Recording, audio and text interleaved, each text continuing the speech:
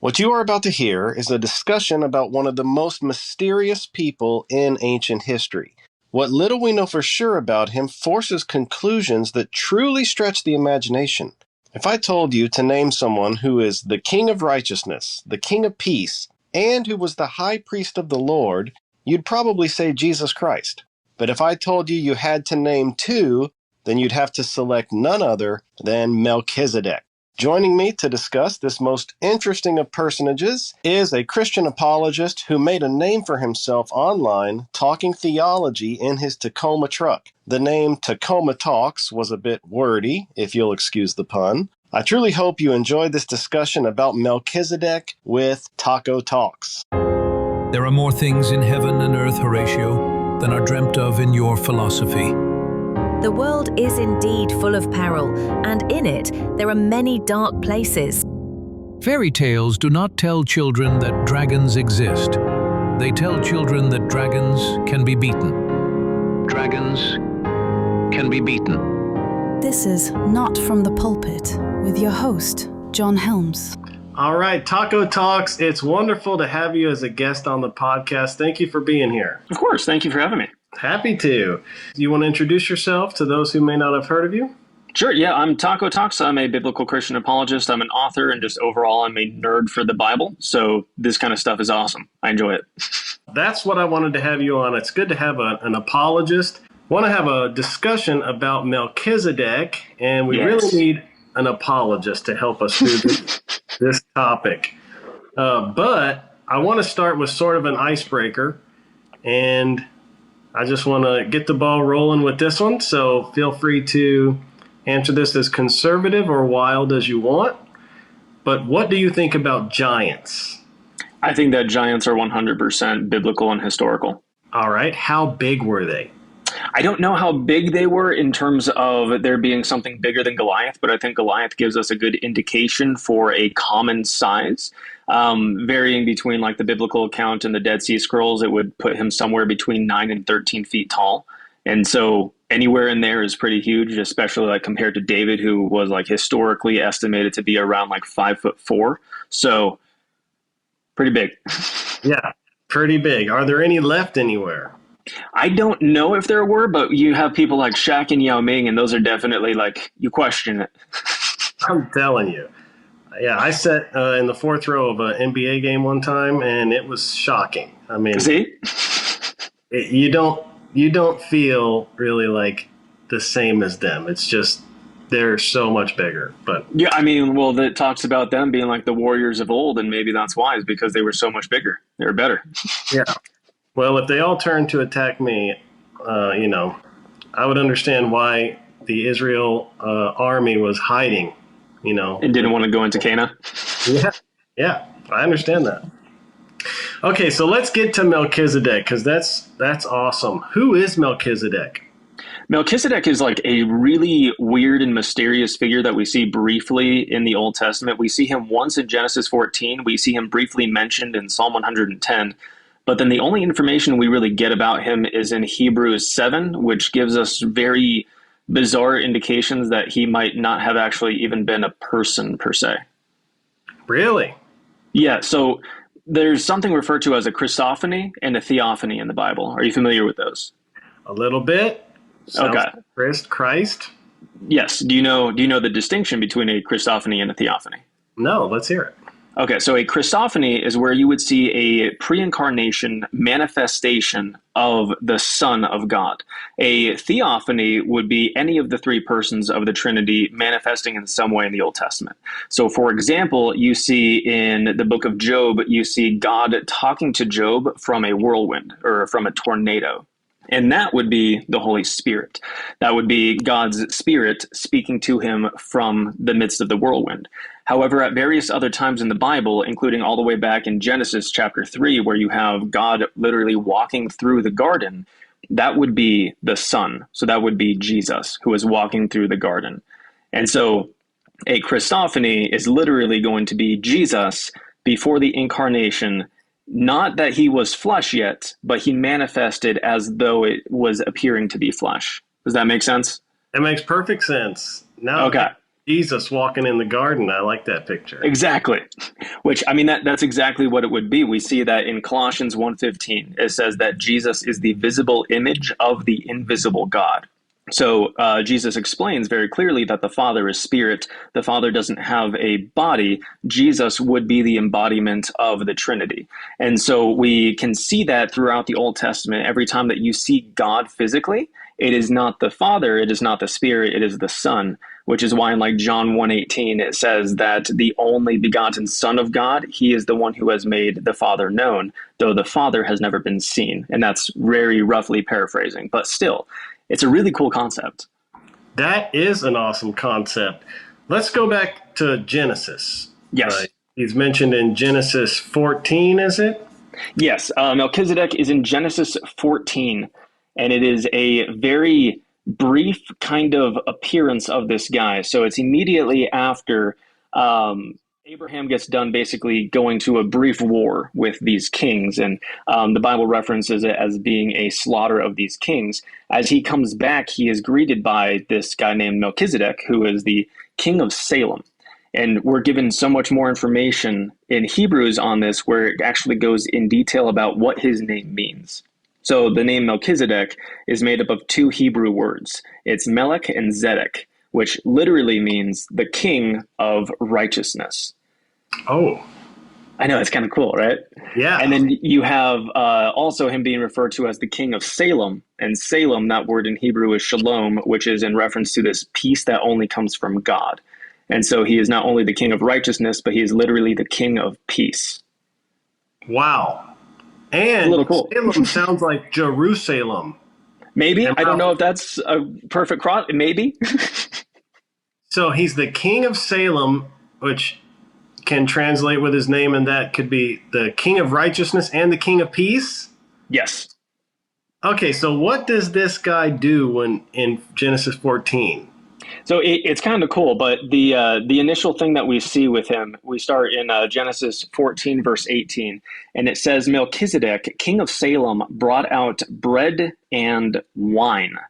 Do you know of someone significant who had something to do with bread and wine? I can think of someone. You were linking this to communion? A little bit.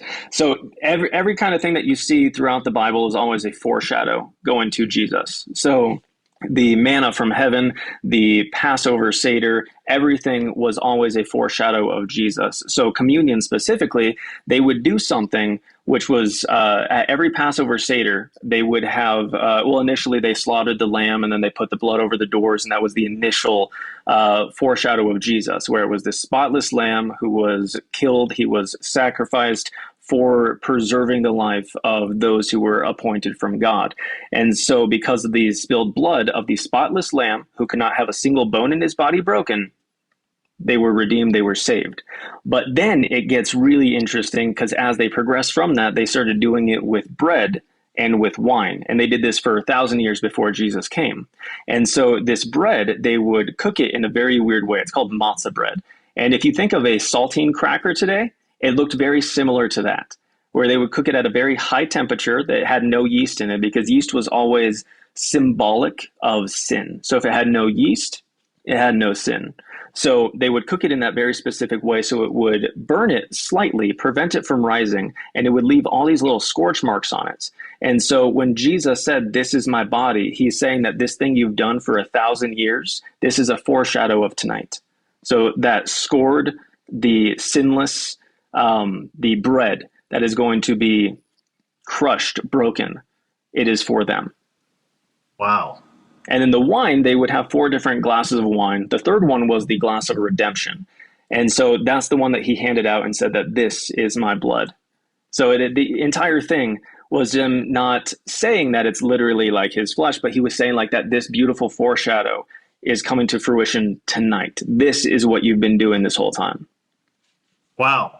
So it's the third glass of wine was called redemption. So when he said, "This is my blood," he's sort of saying, redemption is my blood, or my blood is the redemption that you've been celebrating. Wow. Oh, yeah, it's pretty sweet. That's good. That's pretty sweet. Yeah. Does anything else happen? Melchizedek comes and he greets Abraham, who just went and rescued Lot from these kings who had abducted him. Yes. And he gets back the spoils of war, basically. He's coming back. He runs into Melchizedek, who brings out bread and wine.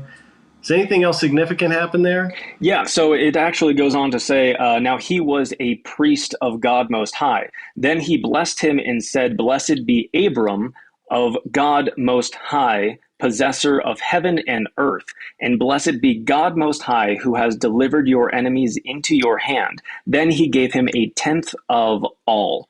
So the way that we tithe, the way that we give a tenth of what we have to God, he gave Melchizedek a tenth of everything he had. Abraham, Father Abraham, paid a tithe to Melchizedek. Directly to Melchizedek, yes, who was called the priest of God Most High. And this was before the actual priestly lineage of Aaron. That's so what before a priest was a concept, yeah.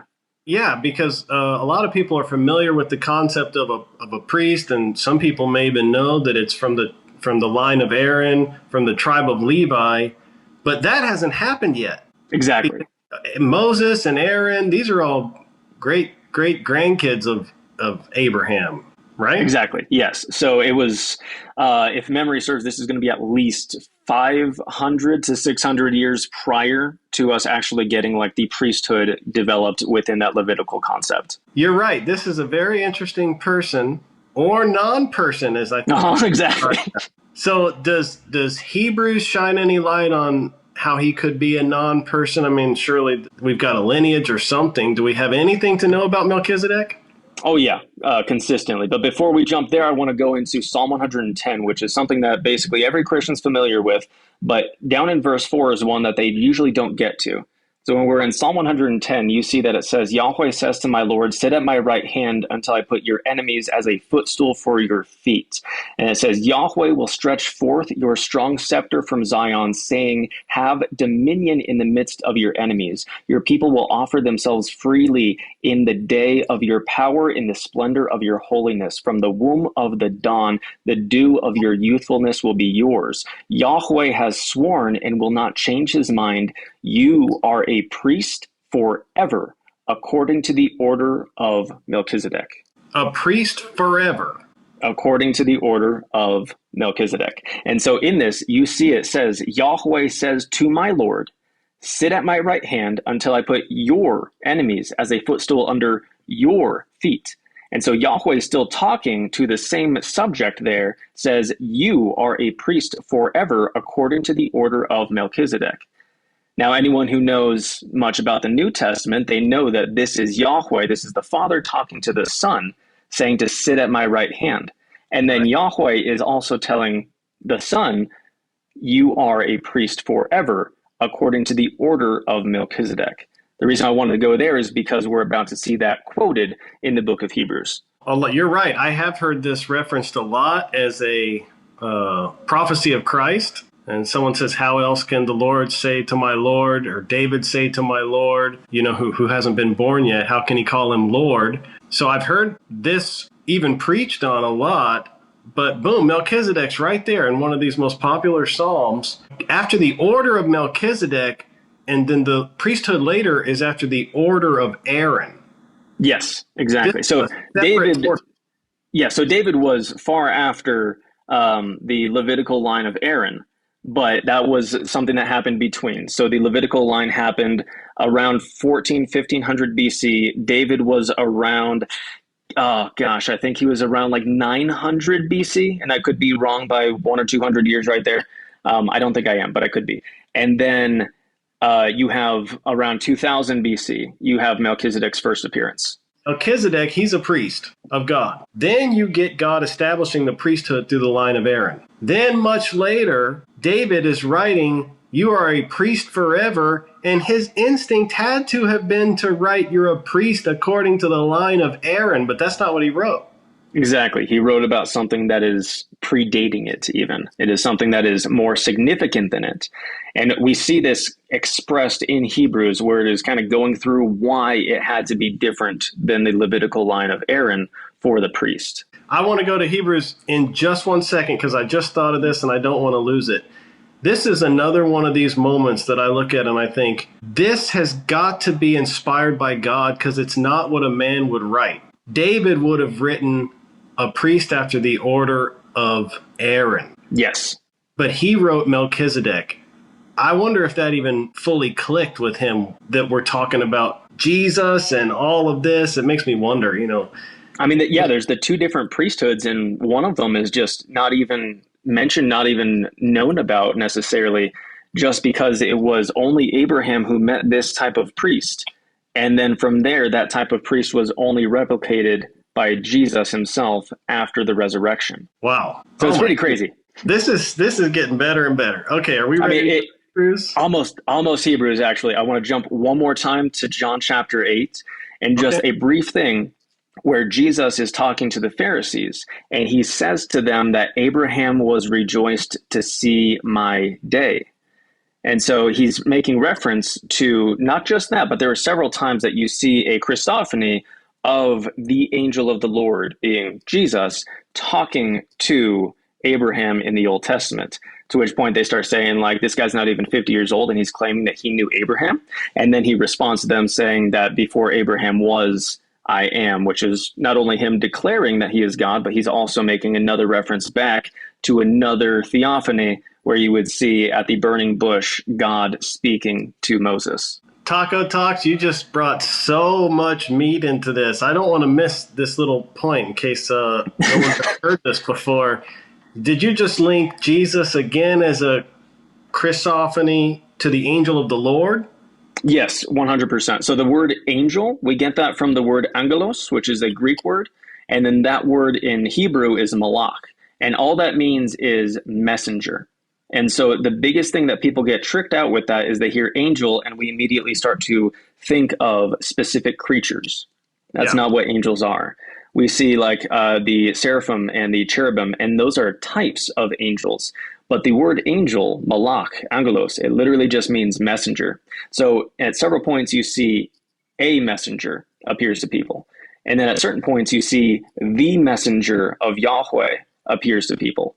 And so that would be the same as saying the word of Yahweh appeared to people. So in the beginning was the word, and the word was with God, and the word was God. And so you literally see many times that the angel of the Lord is not only appearing, but he's referred to specifically as being Yahweh God by all these different people that see him. Oh my goodness. Oh, and you just reminded me of the next little question I had for you. When you read Psalm 110, you said, Yahweh said to my Lord, but I'm sitting here looking at the ESV and it says, the Lord says to my Lord.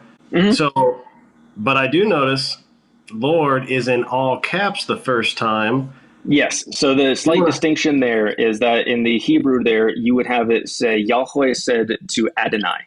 Okay, you want to just explain that a little bit real quick? Yeah, so what I read out of is the LSB. It's the Legacy Standard Bible. It's my favorite translation. It's the most accurate that we have. The ESV is wonderful. I've read that several times. But the LSB, it doesn't substitute. So they started doing that where they would replace God's name Yahweh with Adonai out of respect for him.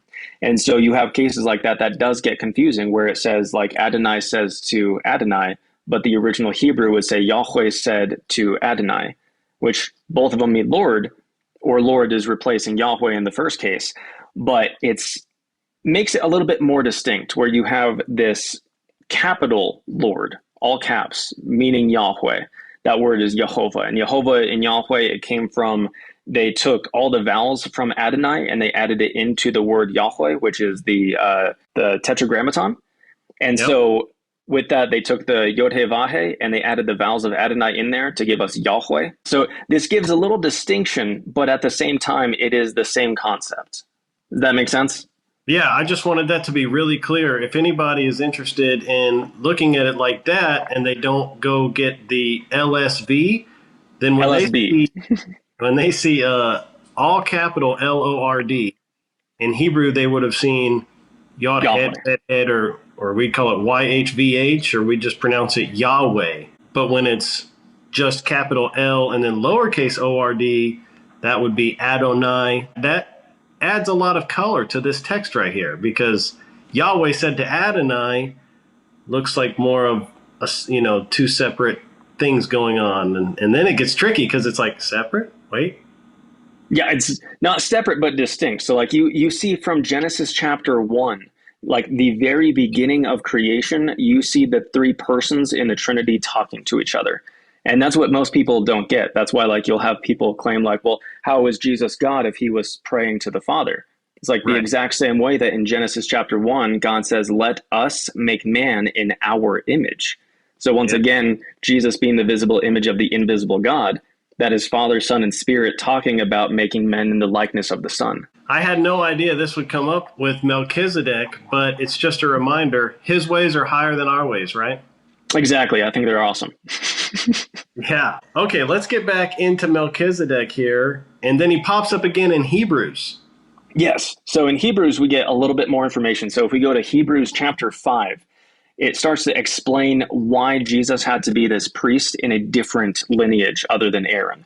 And so it says, for every high priest taken from among men is appointed on behalf of men in things pertaining to God, in order to offer both gifts and sacrifices for sins, being able to deal gently with the ignorant and misguided, since he himself also is beset with weakness. And because of it, he is obligated, just as for the people, to also offer sacrifices for sins in the same way for himself. And no one takes this honor to himself, but receives it when he is called by God, even as Aaron was. In this way also, Christ did not glorify himself to become a high priest, but he who said to him, you are my son, today I have begotten you, just as he also says in another passage, you are a priest forever, according to the order of Melchizedek. Can you break that down for us a little bit? Yes.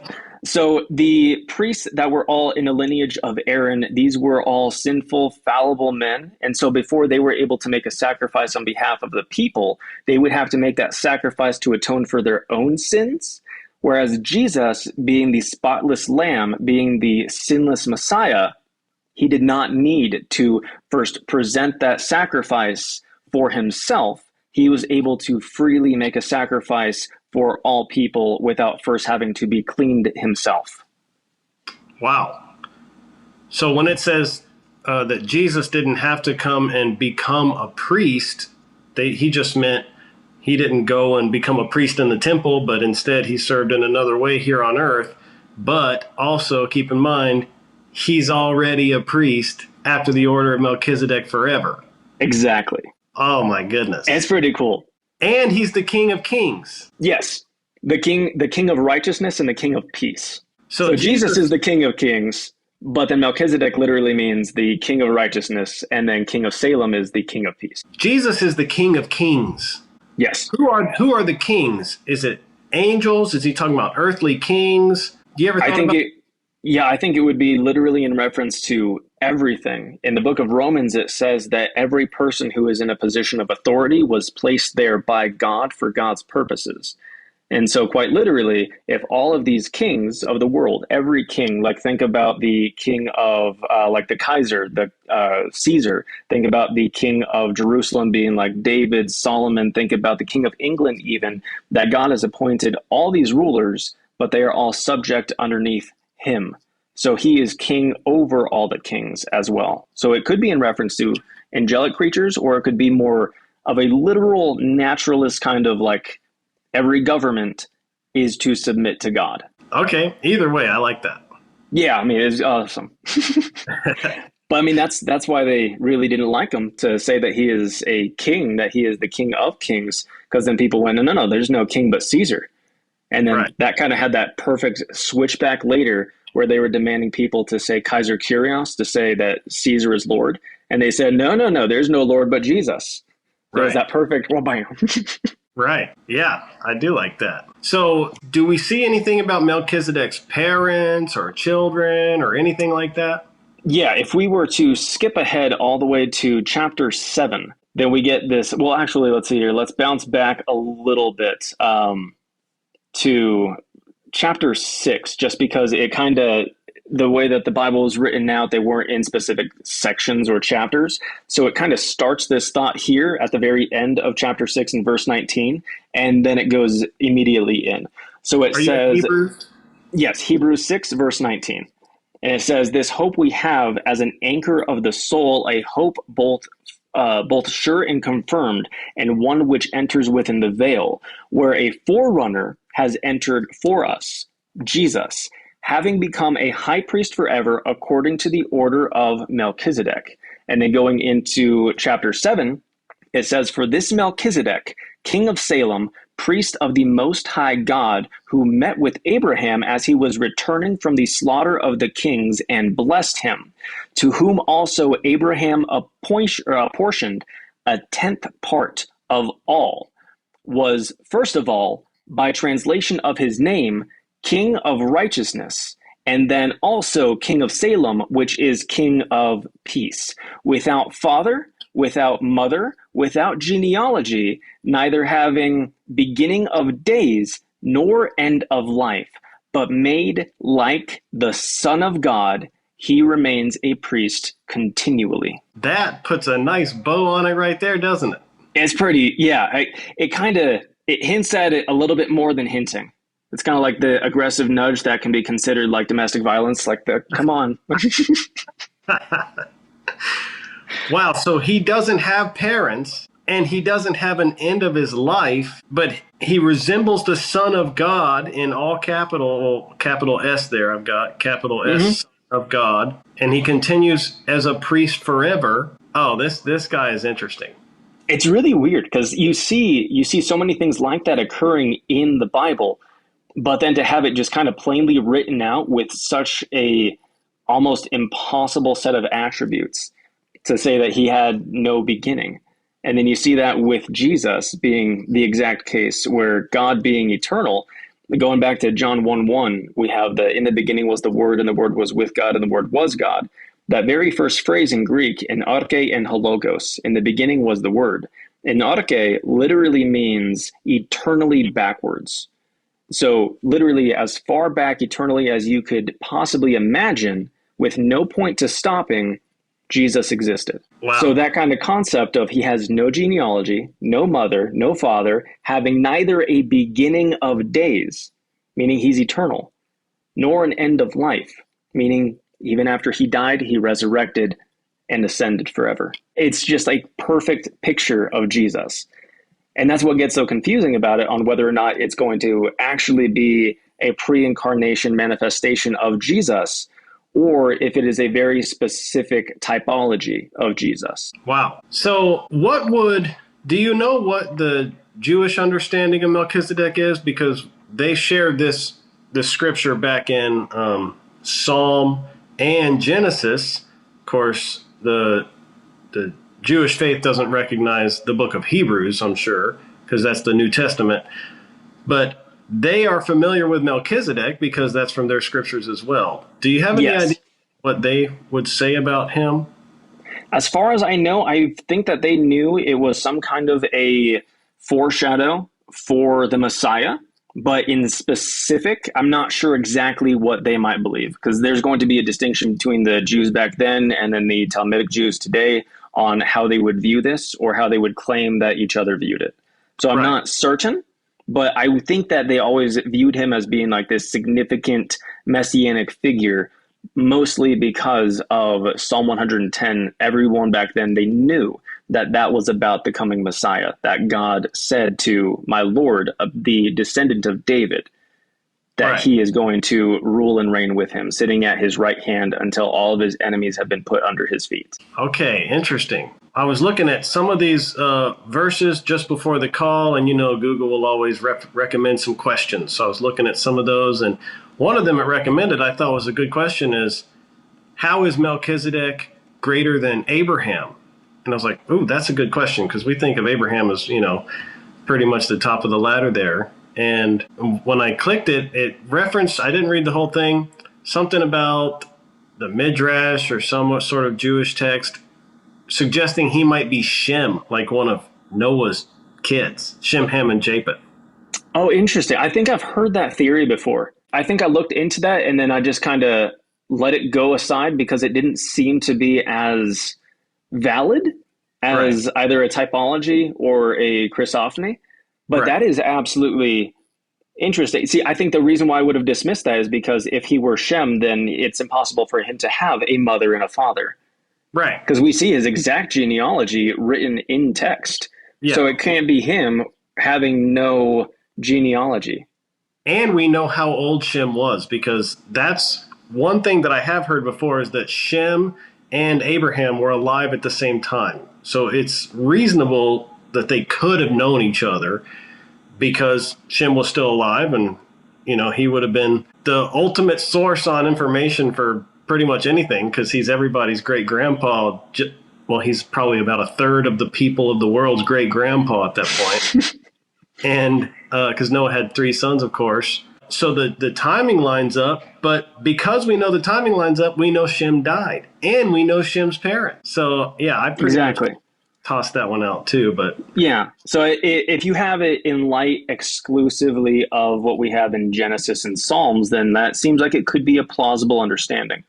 But having that kind of further stuff from the book of Hebrews, I would say it completely refutes that as being a plausible argument for it, just because of them having such interesting attributes that can really only be fully described of God. Right. The little that I know about the Jewish faith, it's sort of a hill to climb if you've got Abraham paying a tithe to somebody, because Abraham is the one who gets the promise, and it's his line is the whole basically plot of redemption in the Old Testament is all culminated, you know, right there in Abraham. Yeah, that was an interesting thought, but I'm with you.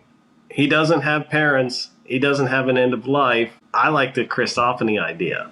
I think it's the most realistic, just because there's so many other Christophanies, and we can go into those. We can talk about a couple more if you guys, or if you want to do that, if your audience is interested in hearing the weirder stuff. But I just think that the Christophany is going to be like one of the most valid explanations for how you have this mystical figure that is getting tithed to in the way that the Old Testament says to only tithe to God. Yeah.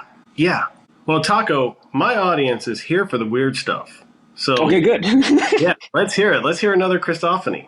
Okay, so I think one of the coolest ones is going to be. Actually, we'll go back. We'll save the coolest one for just a second.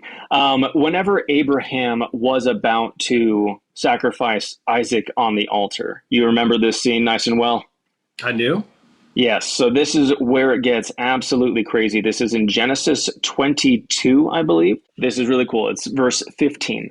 Then the angel of Yahweh called to Abraham a second time from heaven and said, "By myself I have sworn, declares Yahweh, because you have done this thing, you have not spared your son, your only one."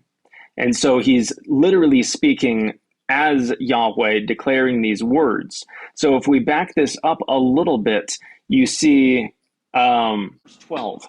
Whenever the angel stops him, says, "Do not stretch out your hand against the boy and do nothing to him. For now I know that you fear God, since you have not withheld your son, your only one, from me." So he's about to sacrifice his son to Yahweh. The angel of Yahweh literally is saying that you did not sacrifice your son to me. That by myself I have sworn, which the Bible consistently talks about, even in the book of Hebrews, actually, about how every time that God swore, he swore by his own power, because there's nothing higher than God to swear by. And so he's saying, I myself have sworn, declares Yahweh. This is the angel talking, because you have done this thing and have not spared your son, your only one, and then going back, from me. I have never thought of that one as a Christophany, probably because when I was a little kid, I saw a cartoon of this, and it was exactly who stopped his hand. But I always want to wonder, what is a listener hearing from different levels of biblical knowledge or no biblical knowledge at all? And a thought that crossed my mind is, if Abraham knew Melchizedek, then would he have recognized this angel of the Lord if it was the same person? But then I instantly remember that Jesus's followers knew him face to face all the time, then had a full-on conversation with him after his resurrection and didn't recognize him. He even sat there and ate a meal with them one time and they didn't recognize him. Exactly. And then John, who knew him the best, and then already knew that you can sometimes have a little trouble recognizing him because of his glory in his old age when he's writing Revelation. And then he goes up and has the revelation of Jesus Christ, and he turns around and sees him, and now he's got white hair and the beard, and his eyes are burning balls of fire.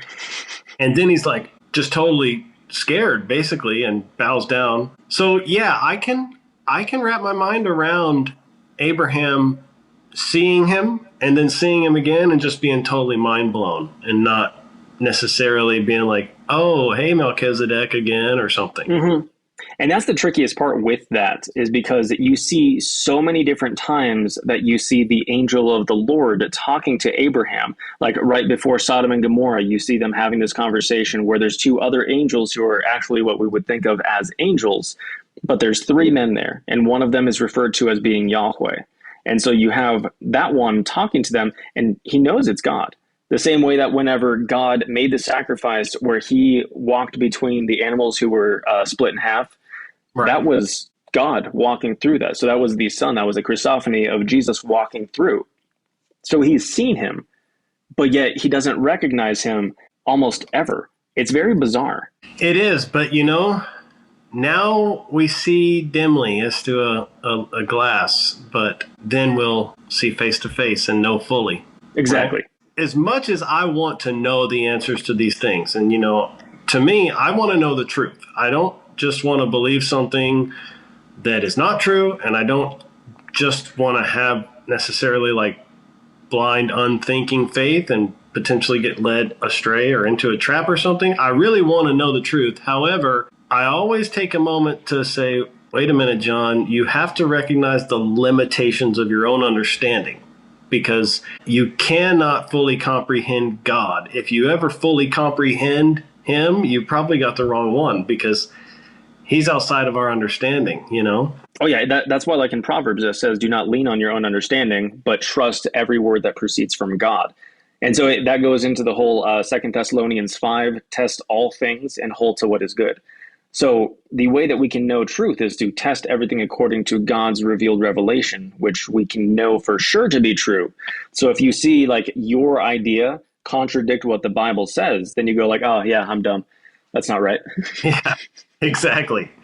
And I've had that, thought before. I think something and I'm like, ooh, this is really interesting. This is really cool. But then boom, I come across another verse and it's like, not that. I'm like, okay, well, that's not it. Yeah, like I had this thing I went down a little bit ago where I was trying to figure out exactly what year Jesus was crucified in, because we think he was crucified either in 30 or in 33 AD. But I was trying to figure it out exclusively from the Bible, going through like a Jewish calendar.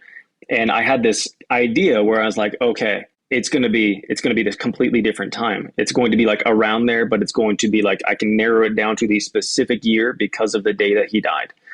And then going through that, I had like this little preconceived notion, started testing things, and then I just spaced in the book of Luke where it says like Jesus started his ministry around 30 years old.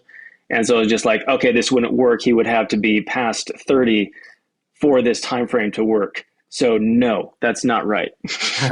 Yeah, it's fun to ask these questions. And one thing I love about the Bible and about really the Christian faith in general is questions are welcome. And Yes. Not every religion is like that. There's a lot that asking questions will get you in trouble, or it's like, don't look into it. Don't look behind the curtain, nothing to see here. But every question I've ever had has been encouraged to get in the Bible. Let's find the answer. And even just asking the Lord, there's been so many times I've had a question and I've asked the Lord the question and it's just been on my heart. And I prayed about it, and within a week, in some sort of interesting way, he's provided the answer, whether it's through the Bible or through someone else's either testimony or something. It's just been like, he's really the living God, and at work and communicating with us. It's so cool. It really is, because like people think like that God doesn't talk back, but God does talk back, just not in the way that we want him to. It's like if you ask the question and then you read, you get the answer. It's a really cool thing. It is super cool. So I've got a rapid fire round of questions for you. But first of all, there's one or two I want to give you more time to answer if you want. If you could ask Melchizedek one question, what would it be? Are you Jesus? Yes. Well, that didn't take long at all. That's my question for him, too. Exactly. That's the entire thing I want to figure out with them. Yeah. Okay. If someone's listening to this, what would you want them to walk away believing or thinking about after this episode? That Jesus is the high priest. So whether or not Melchizedek was him or not, Jesus is the high priest who had no sin, and so therefore he was able to be fully sufficient in his sacrifice to take away the sins of all those who would believe in him. Same reason why on the cross he said, "It is finished." It's because we are saved by his grace that we receive through faith in him alone, and that is the only way we can be saved. So the previous priests that were sinful, we couldn't depend on them, but we can depend fully 100% on Jesus, who is the perfect priest in the order of Melchizedek. Awesome. Okay, now let's go into a rapid fire question round. So try to keep this down to as close to one word or one sentence as you can. And we'll try to go through these real quick. I've got about 9 or 10 here, okay? Oh gosh, all right, let's do it. First word that comes to mind when I say Melchizedek. Probably Melech, because king. Ah, king. Okay, cool. Yeah, so the first one's in Hebrew, sorry. Yeah, I was like, oh, okay. Interesting. Okay, well, he's king. Which role matters more, king or priest? I would say king, because we are going to be the priests underneath the king. Good answer. Okay, what's your favorite? Jesus says lion or Jesus says lamb? I don't think you can separate them. It's kind of going back to that. Sorry, this is going to be a slightly longer answer, but do you know who John Lovell is? Oh, that's ringing a bell, but I can't tell you about him. He's the warrior poet. He had this beautiful line that he has in his book, and he's repeated it various times. But he is saying that we are not supposed to be either a warrior or a poet. We are supposed to be both. We are supposed to be the lion and the lamb. We're supposed to be the poet and the warrior. We're supposed to be everything. We're supposed to be the lover and the fighter. And he says that you can't be a lover or a fighter because true love protects. So the same thing applies to Jesus, the ultimate warrior poet, where you can't separate his lion from his lamb because they are one and the same. He protects us through his sacrifice, and then he comes back protecting us with vengeance. Oh my goodness, that is so good. Perfect answer. And I got to look that poem up. Oh, great. If you could meet one Old Testament figure besides Melchizedek, who would it be? David. I want him to teach me how to fight. Well, he can fight. You have him, it talks about like Saul killing his thousands, but David his tens of thousands. And you're like, dude, this dude's 5'4". He had a stick with a spike on it. This dude is, I want to learn. And he also chucks rocks. You got to remember. He does, yes. Yeah, that's a good answer. He's awesome. Another king. Okay, wildest biblical mystery that keeps you up at night. It was Melchizedek for at least a week. But that's what I love about the Bible is you get one of these mysteries and then you seek into it and God answers your question at least enough to like proceed, you know? Yeah. I would say why God made us. And while that seems like a weird pondering for a mystery in the Bible, is we're told that God made us for his glory, but God did not need us for anything. He wanted us. But the Bible doesn't explain necessarily why he wanted us. And so I would like to know why to that singular question. That keeps me up at night. Yeah, I think that question's written on our hearts, you know, the why, the where, the who, the how. Mm-hmm. To me, all these questions that you can even hear the ancients writing about way back in the day, who am I, you know, they're on your heart. To me, they're like a compass that points to God. If you keep asking that question and seeking the answer, there's only one answer, and it leads to God. It's like he put that in you. Like a fish knows how to swim, and we sit around asking, who am I? What am I? Why? Mm-hmm. Exactly. That's a good way to think about it. Okay, Book of Enoch. Yes, no, or The Book of Enoch is pseudepigraphal. So there is some important stuff in there, but it is Jewish mythology, and Jude 1:14 tells us specifically to stay away from Jewish myths and fables. So the book of Enoch gives us a cool look into how they viewed the entirety of like Genesis chapter 6, verse 5 in regards to the Nephilim. But it in of itself was claimed to be written by Enoch, who was taken away 2,000 years before it came into existence. So it is in two parts. The first part was written in 200 BC. The second part was written in 300 AD. Neither of them are theopneustos. They're not God-breathed. It's not scripture. But I've read all of it. It's very fascinating, and it gives you a good look at what ancient Jews believed, even though we shouldn't hold it equal to the rest of the Bible. We're in complete agreement on that. I like it. Yeah. Yeah. I like it because it was a popular text of the period of Jesus. So when he was casting out demons, his audience would have sort of leaned on the book of Enoch to understand what that demon is, but it is not considered God-breathed. So we can read it, but then we just have to put that big grain of salt right there and say, exactly. This is not the Bible. But I'm not aware of anything in the book of Enoch that contradicts the Bible. Are you? Yeah, it declares that Enoch is the Messiah at various points. It makes some very anti-scientific claims, like that the sun is going into portals at night, and that's why it disappears. It's kind of like in the Quran, it says that the sun goes into a muddy puddle. It's like, no, that's not real. The Bible doesn't have any scientific fallacies like that. Yeah, exactly. Okay, very good. I missed that part about Enoch being the Messiah. That definitely would be a contradiction. Exactly. It refers to him as being like the anointed one, which is what Mashiach means. Yeah. And so it's just, no. All right, I think I know what you would say to this, but I'm just going to ask it. Angels, wings or no wings? The Bible doesn't indicate them having wings whenever they manifest and appear, but you do see a few descriptions of one that has many wings, many eyes, that is floating, flying, that has wheels. But whenever an angel is appearing, you only see them look like men. You only see Gabriel looking like a man. You only see the ones outside of Jesus's tomb looking like a man. You only see Jesus as the angel of the Lord appearing to be just a man, which is why, like, when Jacob was literally fighting him, he thought he was just a dude until he realized, oh, there's something really off about this dude. Yeah, that could be a whole episode right there. Okay, so if someone's just curious about Jesus, do you got a good starter verse for them? I think that if you're curious about Jesus, it's not necessarily a starter verse, but I would recommend that you read the Gospel of John and then read the rest of the Bible. So read John. It kind of is like the central in that shows you what every part of the Bible is pointing towards, and then go back to Genesis and read everything all the way through. All right. Well, I got no more questions for you, Taco. Are there any other messages you have? Is there closing There thoughts? would be one last Christophany that I want to share with you guys, because this is the coolest, weirdest one. So in Judges 13, you're familiar with Manoah, his wife, and Samson, correct? Yes. So whenever the angel of the Lord comes to Manoah and starts talking about this entire thing, this is going to literally be one of those Christophanies. This is going to be Jesus coming.